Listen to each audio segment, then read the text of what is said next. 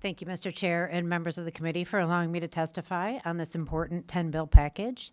Now, I did put concern on my card, but overall, you'll see that we're very much supportive of the overall concept. I would also like to thank Representative Andrews for taking on this issue and for his willingness to consider amendments to this legislation that will recognize counties as a municipality with responsibilities and resources related to short-term rentals. Counties were not originally included in this legislation, and in our opinion, they should be. We have 20 counties across the state that have a significant amount of responsibility in planning and zoning.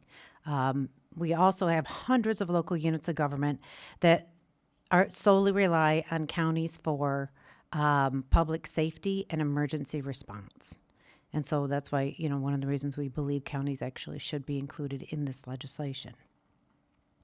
This package has two overarching themes, right? First, to allow for the registration and regulation of the short-term rental industry and to provide much-needed revenue to local governments to provide for the facilities, the infrastructure, and services needed to maintain the desirable locations to live, work, and play in Michigan.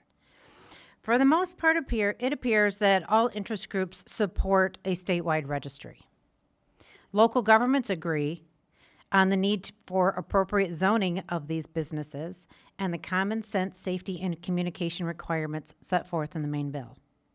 What is not in agreement is also very clear. Local government access to revenue to support the cost of tourism. As you may recall, Mr. Chair, during the consideration of your previous bill, House Bill 5048, which increased the accommodations tax for certain counties in the state, I testified to the fact that all counties across the state would like the opportunity to institute some sort of accommodations tax to assist in economic development in their counties, instead of choosing just which particular counties have access to funds for improvements to their area and economic development. But we also need to recognize that they need resources to support the delivery of services to the residents and tourists within their county borders. That request was met with significant opposition from interest groups that collect accommodation taxes for the promotion of tourism in their area. This opposition is perplexing to counties. As was previously stated in last week's testimony, there are significant costs and wear and tear on government resources and infrastructure as a result of tourism. It is counterintuitive to promote an area and then deny that area the resources necessary to continue to make it safe and attractive to tourists. Let me be clear, MAC supports tourism and the promotion of all Michigan has to offer.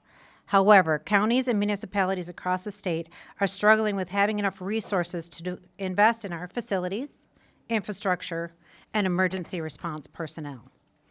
We want our residents to enjoy the resources and services that they pay for, and we want them to have access to public safety and emergency response personnel, even when there is a large influx of tourists to the area. To wrap this up, MAC would like to see this legislation develop in a way that recognizes that all counties across the state would like to have access to funds for economic development, that counties across the state play a critical role in the planning and zoning of communities, counties across the state have significant infrastructure responsibilities, and counties across the state play a critical role in providing services to residents and tourists alike. All of those responsibilities require resources, which the tourism industry has been very reluctant to share. And with that, I would be happy to take any questions.